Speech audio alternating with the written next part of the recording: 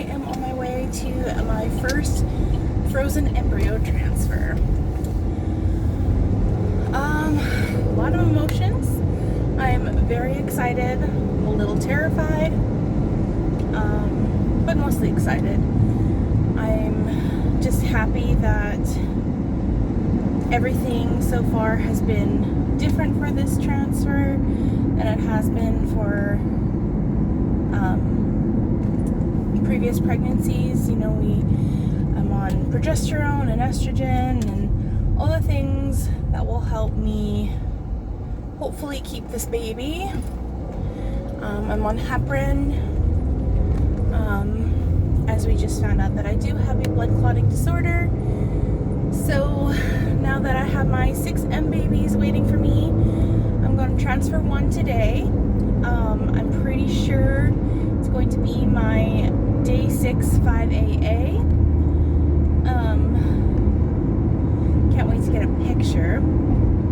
That will be so cool to see what my baby looks like before it's even born. Otherwise, not much to tell yet, but hopefully I'm not going to be late.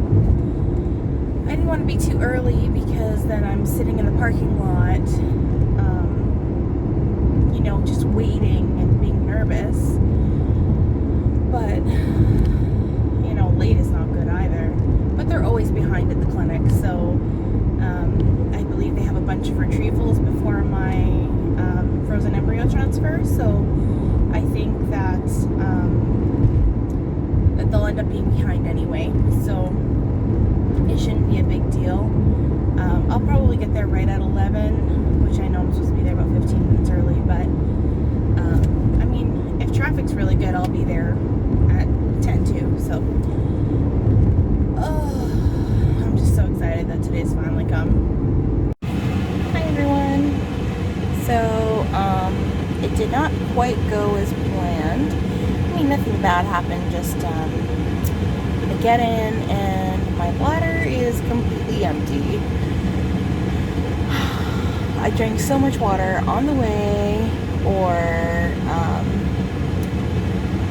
so much water on the way, and water before I left the house, but it's really hot out, so apparently it's possible that just with the heat that I'm just dehydrated, so instead of going to my bladder, it's feeding the rest of my body water, so it is what it is.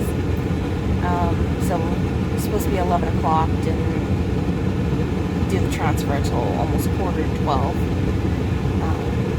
So I have to have like another almost 30 ounces of water and wait about 30 minutes or so. But it's done, it's in there. Embryo is hatching, mostly because, basically assisted hatching because of the genetic testing. But update is I have 8 embryos left, not 5. So I have 5 genetically normal, and my doctor told me that I had 6 abnormal and 6 normal, but I actually had 6 normal, 3 abnormal, and 3 mosaic.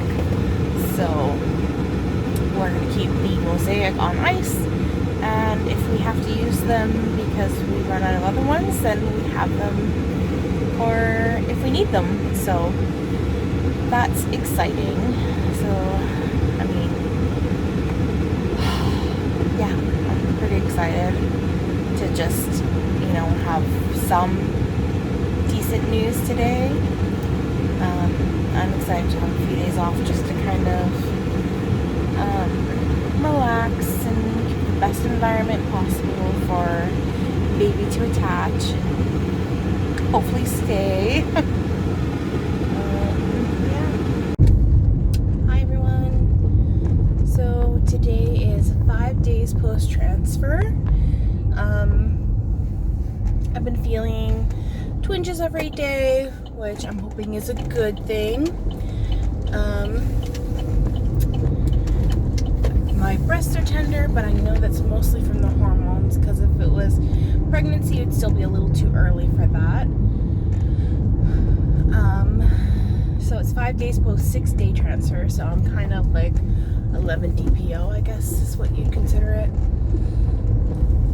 I could test now, but I've told myself that I'm going to at least wait till day 9. So probably on Friday. Today's Monday. My test date for HCG, my blood test, isn't until Monday. So I guess because my 10 days post-transfer fell on a Saturday, and we don't really have blood labs that are open on Saturday, and even if they were, or there are a couple, but they're really hard to get into. So unless if it's an emergency, and even though it's urgent, it's not an emergency. So not even going to try. I did have one concerning symptom yesterday. So last night I had, it wasn't in my uterus, it was kind of above, I'd almost say it was kind of my ovary, kind of more to one side. It was like stiff, like tight. So when I turned over in bed, it didn't like, I didn't have like a popping sensation, but it was like a pulling sensation. That was not fun. So I just tried to lay differently, but I was scared to move after that. I mean, I've had 6 miscarriages in the last 4 years, so 6 years in total of trying. So anything that could potentially be miscarriage scares the crap out of me. So any pain like that is very, concerning. I don't think it is, because I didn't start bleeding this morning, and usually if something happens, I start bleeding right away. So one of my instances was actually I fell on ice when I was 5.5 weeks pregnant, and I started bleeding within an hour, and then I lost it. And I know everybody said, oh, it's just coincidence, it was probably going to miscarry anyway. But I mean, if it was at a crucial point of implantation and it was just very sensitive, maybe with my clotting factor, maybe there was, it was the other thing that just was the nail on the head for that. I don't know. It's really hard to tell. But, I can't help but be a little bit negative when things happen. I definitely don't mind feeling the twinges, because I know that that's kind of it trying to settle in, and that something's actually happening. Because when I start to get my period, it's more of a throb than a twinge. So we'll just have to wait and see how things go. I really want to test now, but I just want to give it enough time. I don't want to test too early. I know it probably could read right now if it was doing what it wanted to, but at the same time, a lot of my miscarriages happened by 5 weeks. So yeah, I think this kind of at least nipped that in the bud. I don't know. Good morning, everybody. So it is 10 days post-transfer right now, and I decided I'm going to test. I said I wasn't going to test early, so this would be my test date for my blood test. I'm being quiet because my husband's sleeping. I decided I would test today because today should be my test day, but because it falls on a Saturday, they moved it to the Monday, so I have to wait 2 extra days for it.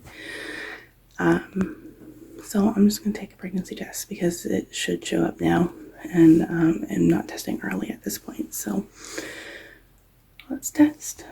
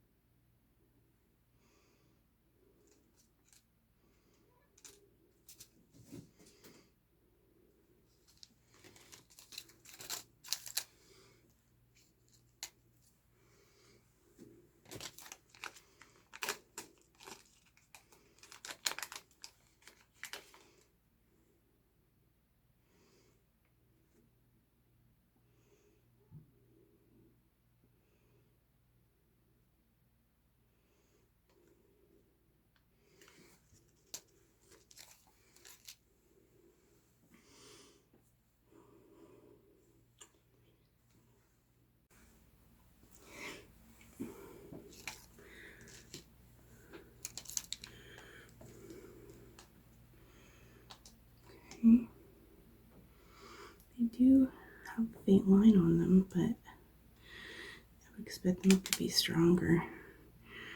You won't be able to see that. Let's look at the clear coat. Okay. And it has a line. I would expect it to be a lot stronger though. But I'm going to stay positive. It'll be my beta numbers that will be the true testament. So we're just going to keep hoping that this stays, this sticks. Okay. I guess I better tell my husband. I'll show you the other ones too, but they're very faint. I mean, this one's faint too. I mean, you can see it. Come on. But it's not as dark as I would like it to be. But we'll see. We'll see what my numbers are on Monday. I think my numbers would have to probably be around the 200 mark because of the extra 2 days. So I guess we'll see. Hey everyone. So the last clip is of me taking a pregnancy test 2 days before my beta. It was pretty faint, but it was definitely there. It wasn't a squinter, but it was faint. So I was pretty excited, but still hesitant because of my history with miscarriages. So when I got my beta, it was 12 days past transfer.